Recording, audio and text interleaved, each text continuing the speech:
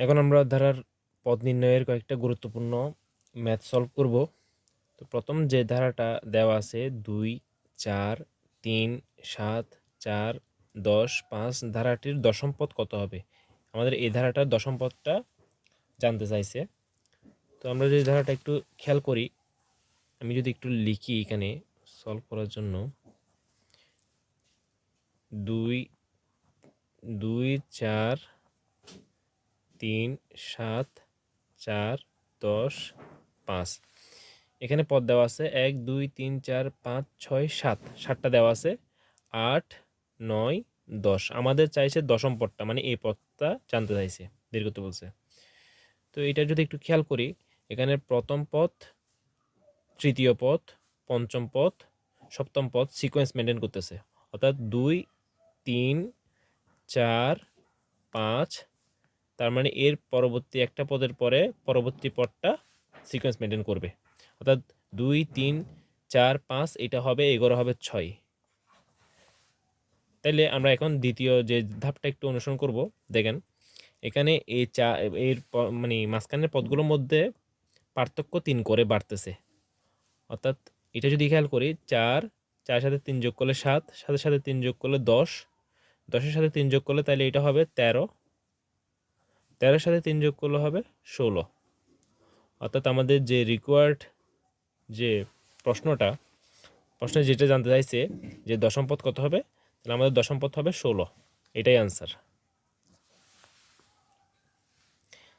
তাহলে এর পরবর্তী যে ম্যাথটা 2, 5, 7, 8 এই ধারাটার অষ্টম পদ কত হবে? তাহলে আমরা যদি একটু ধারাটা লিখি 2, 5, 7, 8 এখানে পদ আছে 4টা 1, 2, 3, 4, 5, 6, 7, 8 এইটা আমাদের জানতে চাইছে কত হবে।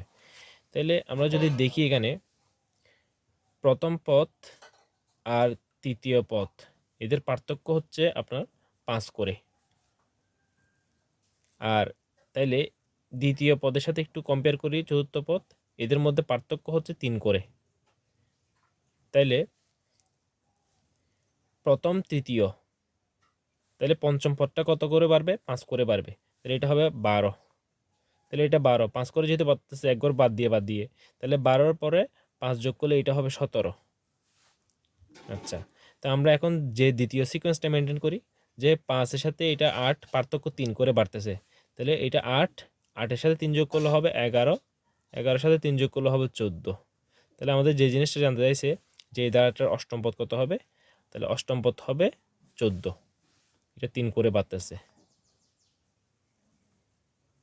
আর নিচেরটা আমরা 5 করেই বাড়ছিল এইভাবে। তারপরে যে ম্যাথটা যে এখানে 9, 36, 81, 144 ধারাটির পরবর্তী সংখ্যা কত হবে বা পরবর্তী পদ কত হবে। তাহলে আমরা যদি একটু দেখি এখানে প্রথম যে জিনিসটা আছে 9, 9 হচ্ছে 3-এর স্কোয়ার, 3-এর বর্গ 9, 36-এর হচ্ছে 6-এর বর্গ 6 × 36, 81 হচ্ছে 9-এর, 144 হচ্ছে 12-এর বর্গ।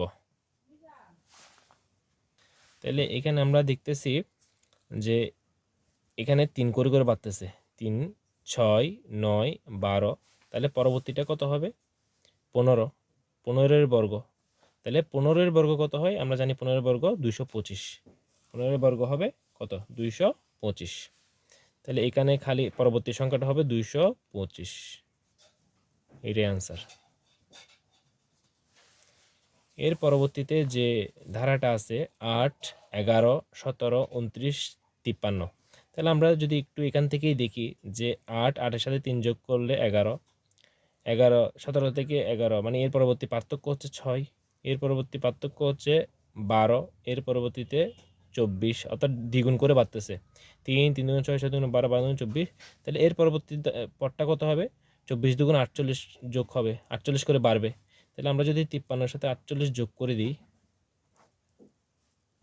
101, তাহলে পরবর্তী পদটা কত হবে? 101। এটাই হচ্ছে আমাদের আনসার। ধন্যবাদ সবাইকে।